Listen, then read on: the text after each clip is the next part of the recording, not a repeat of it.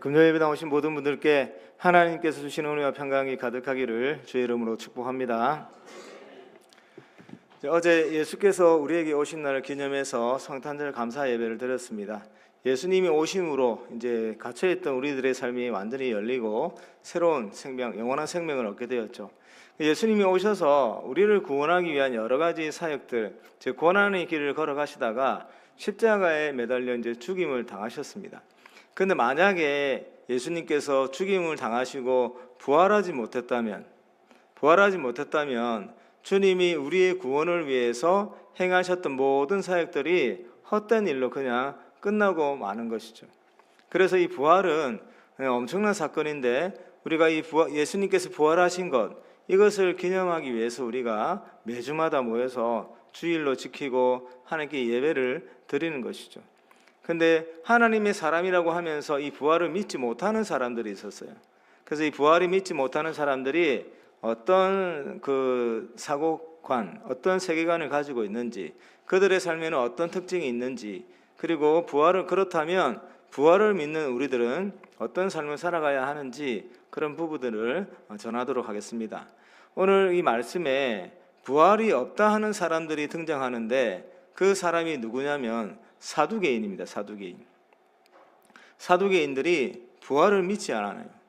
부활을 믿지 않는데 예수님께 이제 그 부활에 대해서 이제 질문을 하는 거예요. 질문을 하는데 모세의 율법에 기록된 내용이 있는데 모세의 율법에 어떤 내용이 기록이 되어 있냐면 형제가 있는데 그 중에 형이 결혼을 했습니다.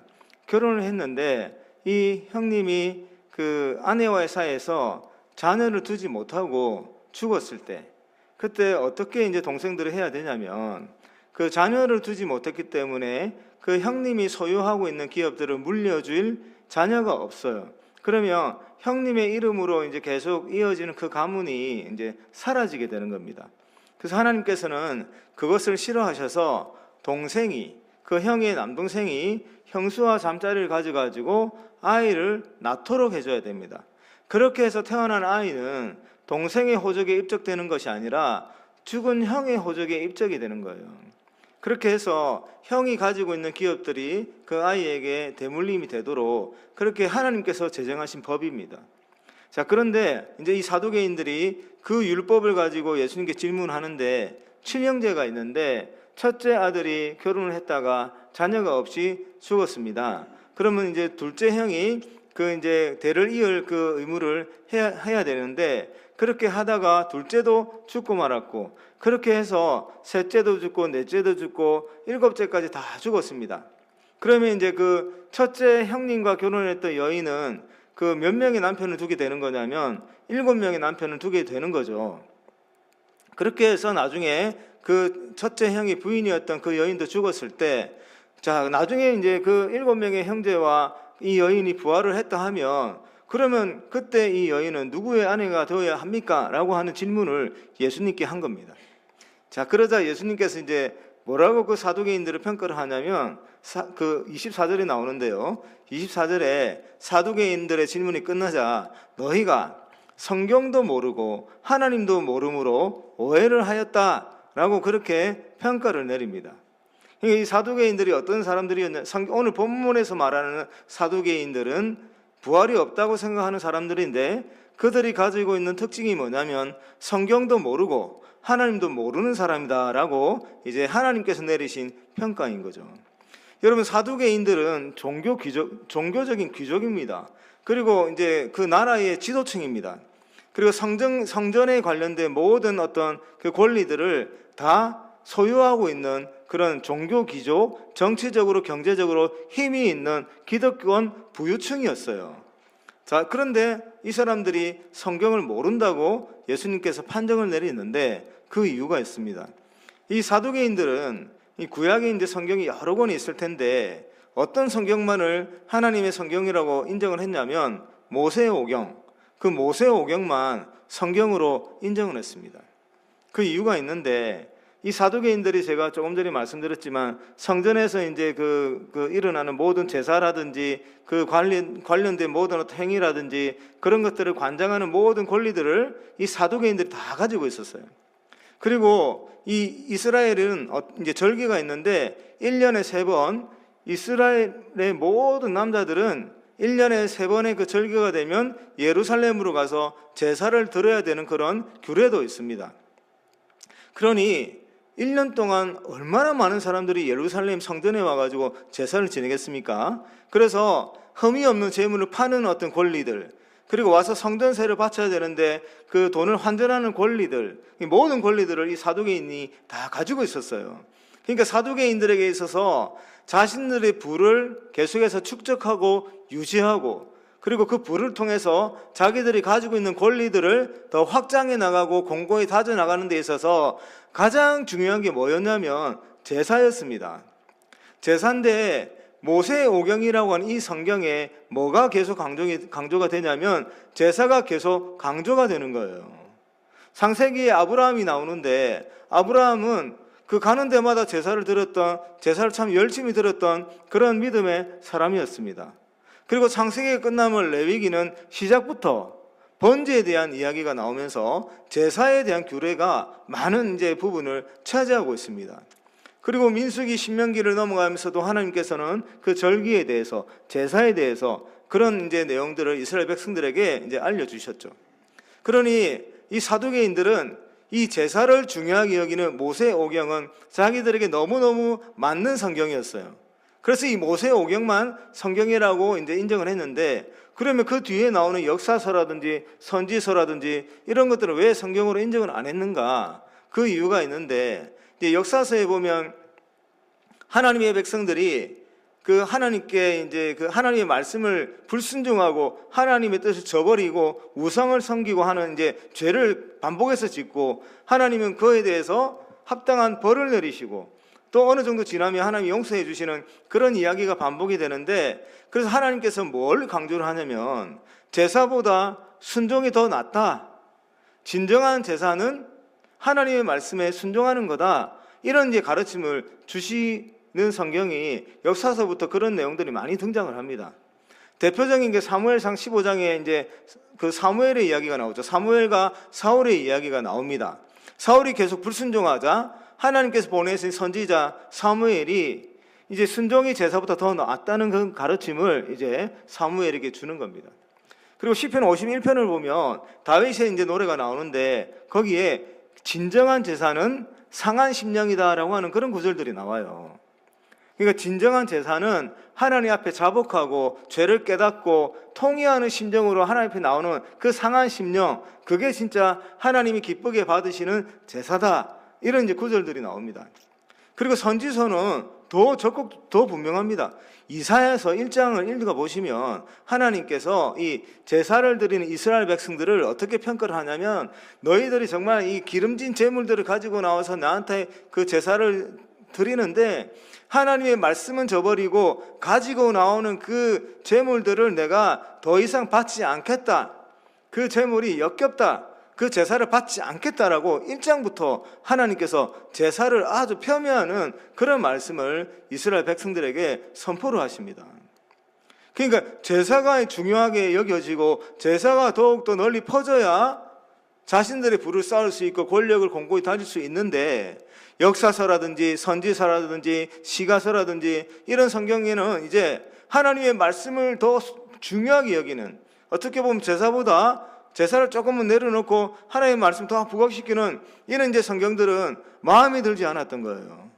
그래서 사두개인들은 다른 성경은 성경으로 인정하지 않고 모세 오경만 하나님의 말씀으로 받아들였습니다. 그런데 이 사두개인들이 모세 오경이라도 제대로 알고 그 말씀이 가지고 있는 그 뜻을 정확하게 알았더라면 부활을 믿었을 거예요. 그 이야기를 오늘 예수님이 하시는 겁니다. 오늘 우리가 읽은 본문은 아닌데 조금 뒤에 26절, 27절에 이제 예수님이 그 사두개인들에게 너희가 성경도 모르고 하나님도 모른다라고 평가하면서 그 뭐라고 이야기를 하시냐면 출애굽기에 나오는 말씀을 언급을 하십니다. 출애굽기 3장에 이제 하나님이 모세를 부르시죠. 모세는 겁나가지고 하나님의 부르심을 이제 거부를 하는데, 그때 하나님이 모세에게 뭐라고 이야기하시냐면 나는 아브라함의 하나님이고 이삭의 하나님이고 야곱의 하나님이다, 이런 말씀하세요. 그런데 하나님은 성경에서 어떤 표현들을 또 자주 하시냐면 하나님은 죽은 자의 하나님이 아니라 산자의 하나님이다, 이런 표현을 많이 하시죠. 그래서 예수님께서 이 두 개의 말씀을 가지고 사두개인들의 무지함을 드러내고 있는데, 하나님이 아까 아브라함의 하나님, 이삭의 하나님, 야곱의 하나님이다라고 하셨을 때 아브라함과 이삭과 야곱은 육체적으로 이미 죽은 그런 존재들이에요. 근데 그 뒤에 하나님이 뭐라고 말씀하시냐면, 나는 그들의 하나님인데 나는 살아있는 자들의 하나님이다, 이런 말씀을 하신 거죠.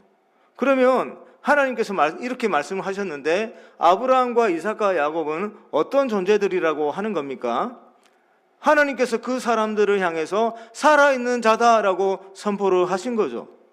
사람의 눈에 볼 때는 이미 그 육체적인 생명을 다해가지고 땅에 묻혀있는 존재들인데, 하나님은 지금 그들을 어떤 존재로 말씀하고 계시냐면 살아있는 존재들이다라고 그렇게 말씀하시는 거죠.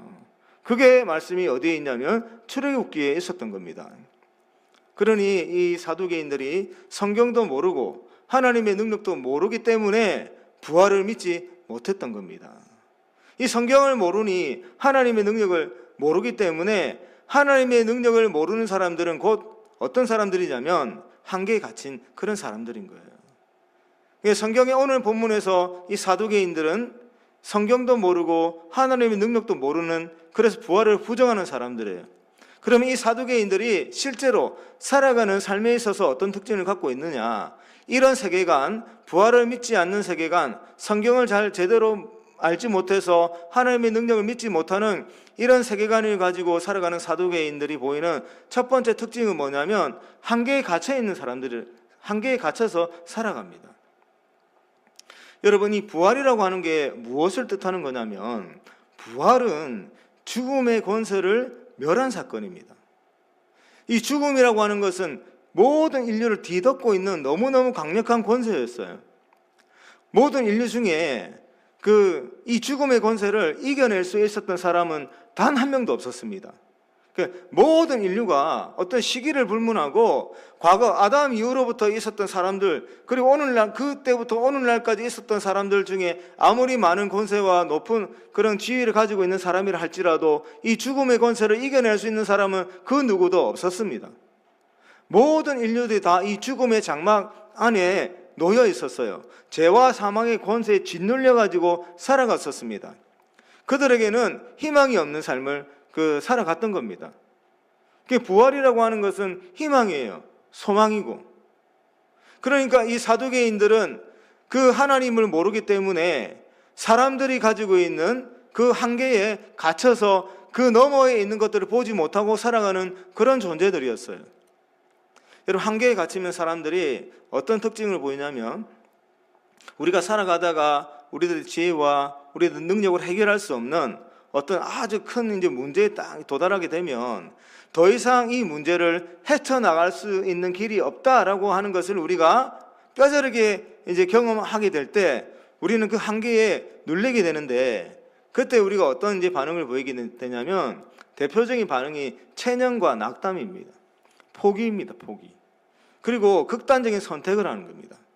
그리고 어떤 것들에게 집착하고 중독되는 그런 삶의 모습을 보이게 되는 거예요.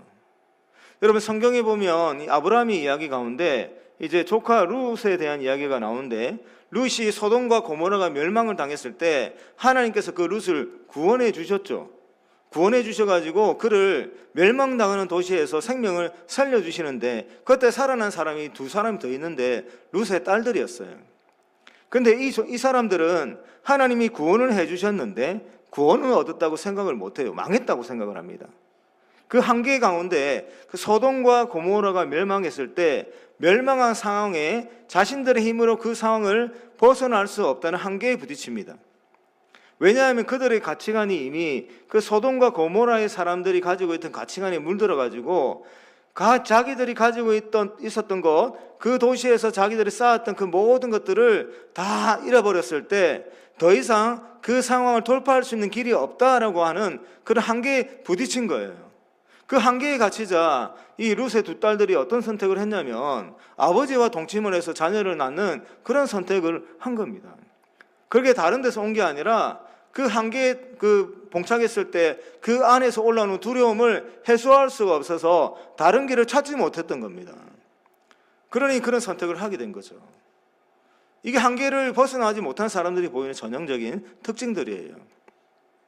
여러분, 제가 그 20대 후반과 30대 초반을 정말 이 내면이 그 어두운 상태로 살아갔었는데, 그때 이제 제가 보였던 어떤 그 한계에 부딪히는 사람의 특징 중에 어떤 특징을 갖고 있었냐면 체념과 낙담이었어요. 그런 이제 영혼을 가지고 살아갔는데, 어느 날 이제 회사에서 근무를 하는데 저한테 이제 전화 한 통화가 왔어요.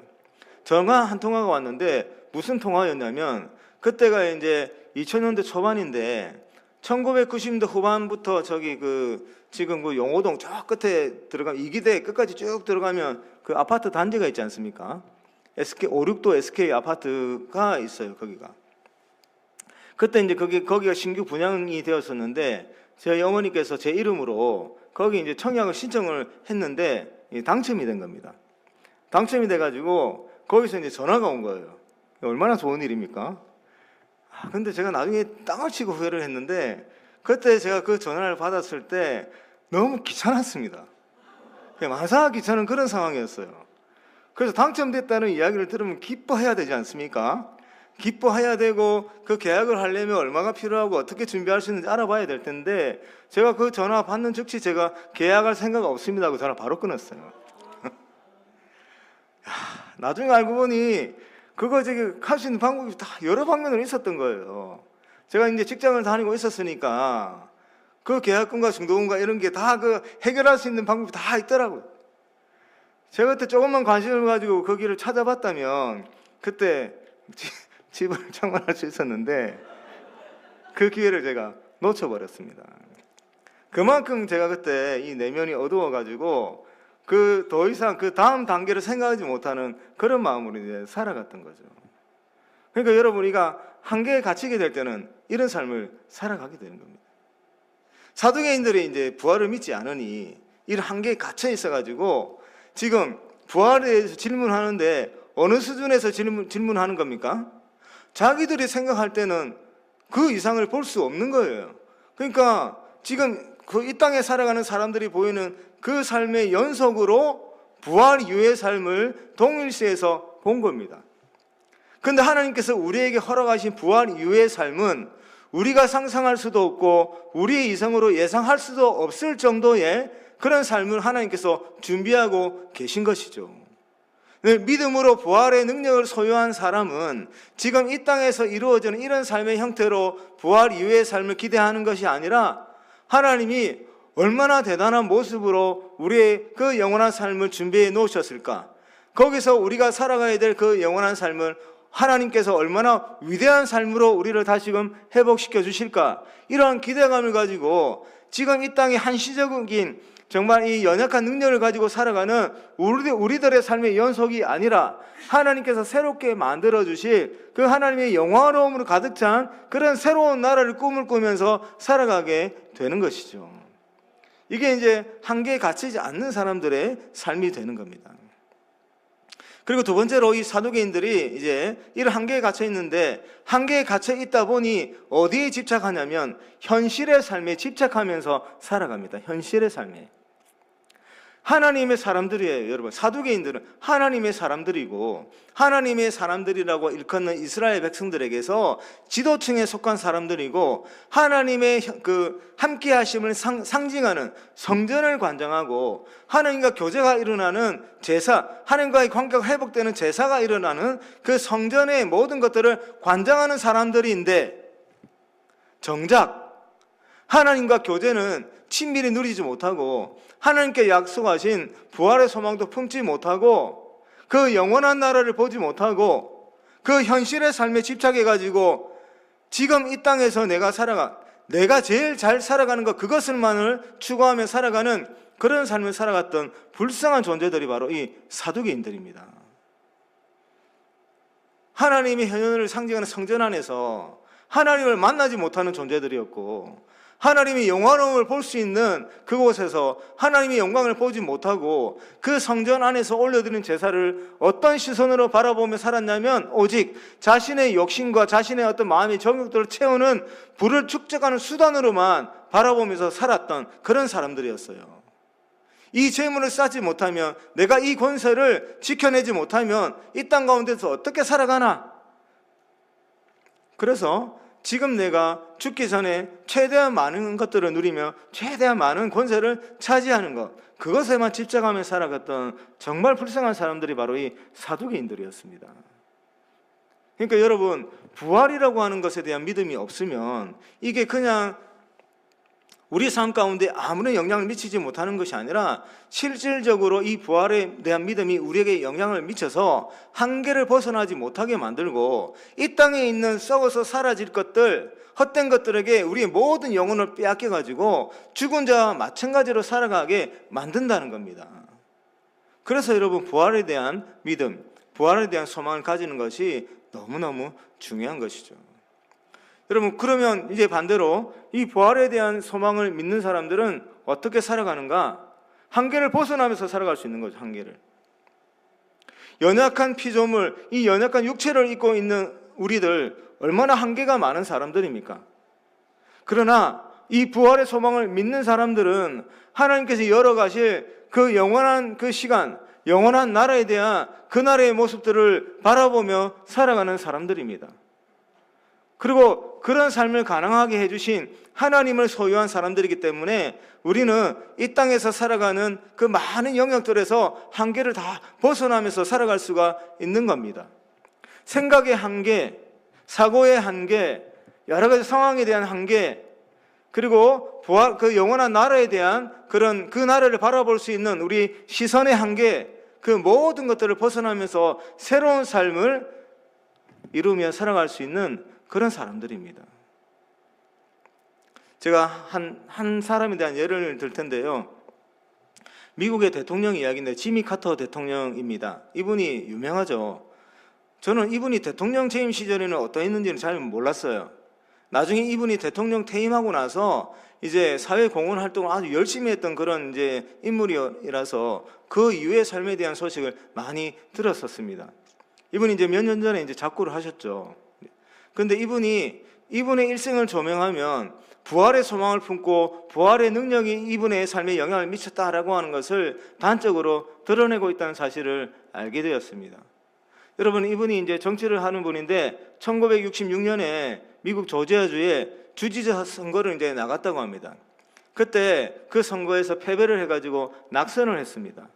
아마 당선될 거라고 많은 기대를 했던 것 같은데 그때 낙선함으로 자신에 대한 어떤 뼈저린 성찰을 하게 되고 영적인 침체를 지나가게 되고 그 가운데 하나님이 그 자신을 회복시켜 주시는 은혜를 경험하게 돼요. 그래서 다시금 이제 회복해 나가면서 정치 활동을 계속하게 되는데 1976년에 대통령 선거에 나가게 됩니다. 이 선거에서 승리를 해서 미국의 대통령이 되는 거죠. 그렇게 4년 동안 대통령을 이제 지내다가 80년도에 재선을 하는데 그때 레이건과의 선거에서 패배를 경험하게 돼요. 가장 높은 권력에 올랐다가 이제 그 권력을 내려놓게 되는 그런 이제 경험을 하게 되는 겁니다. 그리고 1980년도에 이분이 대통령에 퇴임한 이후에 스스로 뭐라고 이제 표현을 하냐면 사명의 부활을 하는 시간이 왔다. 그렇게 이제 표현을 하는데 그때부터 이제 카터 센터를 만들어 가지고 세계 곳곳을 다니면서 사회 공헌 활동을 하게 되는 거예요. 여러분, 이분이 이제 그 지난 시간부터 쭉 살아왔던 시간을 간단하게 정리한 글들이 있는데 부활에 대해서 이렇게 표현합니다. 부활과 지미 카터 대통령의 삶이 이렇게 연결을 하더라고요.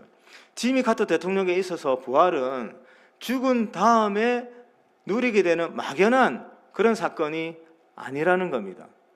부활은 이 카터 대통령에게 어떤 의미가 있는 거였냐면 실패를 만났을 때 다시 일어설 수 있게 하는 용기를 가지게 해줬고, 그리고 가장 높은 권력에서 내려오게 되었을 때 그거보다 더 큰 섬김을 시작하게 되는 계기를 마련해줬고, 그리고 나중에 말년에 그 죽음을 만났을 때 그 마음 가운데 평안을 가지게 해주는 것이 바로 부활이었다. 그렇게 평가를 하는 거예요. 지미 카터 이 대통령이 그 조지아주 주지사 선거에서 실패했을 때 나중에 그 심령을 회복하고 나서 이런 말을 했다고 합니다. 우리는 실패할 수 있는 권리는 있습니다. 하지만 포기할 수 있는 권리는 없습니다. 실패는 우리가 새로운 일을 준비할 수 있는 신호입니다. 그러니까 실패라고 하는 게 우리가 새로운 일을 준비할 수 있는 그때가 되었다라고 하는 신호가 된다는 거예요. 여러분, 큰 실패를 경험한 분이 이런 고백을 하고 있습니다. 그리고 죽음을 앞둔 그 순간에 이분이 나중에는 호스피스 이제 그 서비스를 받으면서 나중에 이제 그 죽음을 맞이하게 되는데, 그 죽음을 앞둔 그 시점에 이분이 나는 죽음이 두렵지 않습니다. 그것은 나의 신앙 때문에 그렇습니다.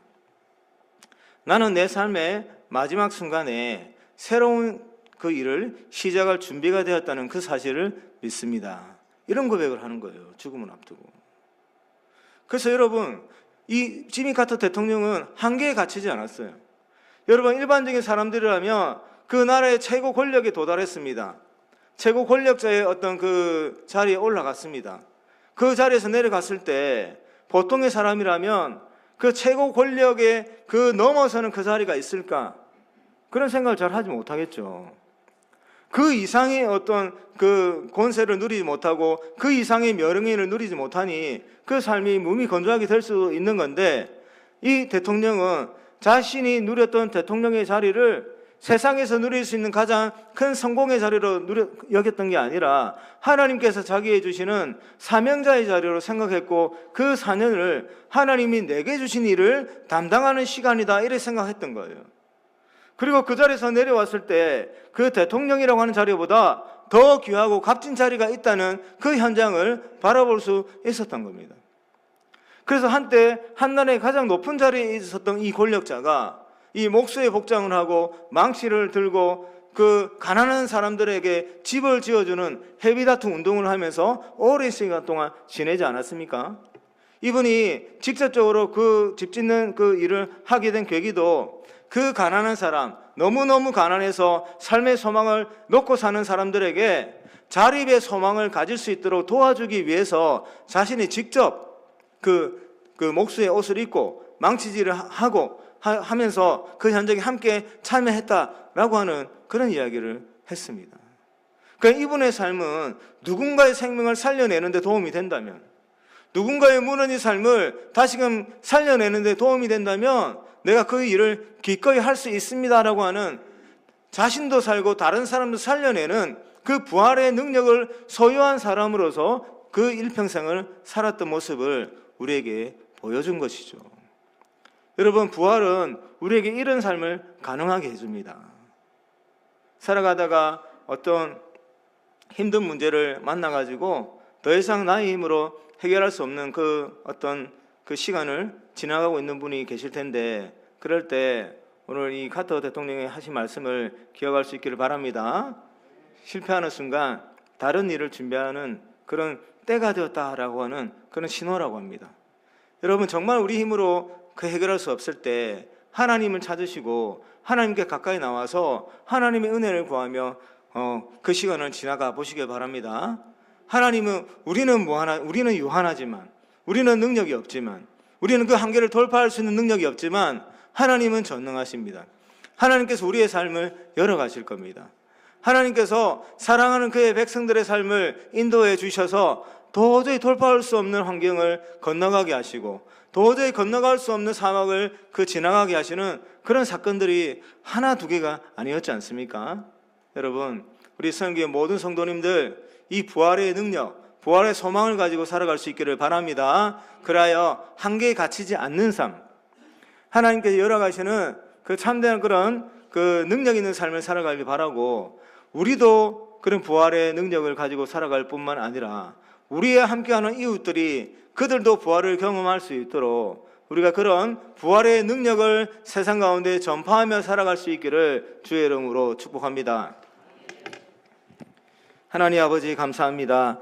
오늘도 우리를 예배 자리에 불러주시니 감사합니다. 우리로 하여금 예수 그리스도를 믿게 하여 주셔서 하나님의 자녀 삼아 주시고 우리에게 부활의 능력, 부활의 소망을 가질 수 있도록 믿음을 허락하여 주시니 감사합니다. 하나님, 앞으로 우리들에게 남은 삶, 부활의 소망을 가지고 살아갈 수 있도록 도와주셔서 이 땅의 여러 가지 그 상황들에 한계에 갇히지 않게 하여 주시고 하나님이 열어갈 새로운 나라, 영원한 나라를 준비하며 살아갈 수 있도록 도와주시옵소서. 남은 우리들의 삶을 통하여 우리 자신만 살아나는 것이 아니라 우리 주변의 많은 이들이 다시금 부활의 능력, 부활의 삶을 경험할 수 있도록 돕는 자가 될 수 있도록 함께하여 주시옵소서. 이 모든 말씀을 우리 주 예수님의 이름으로 기도드리옵나이다.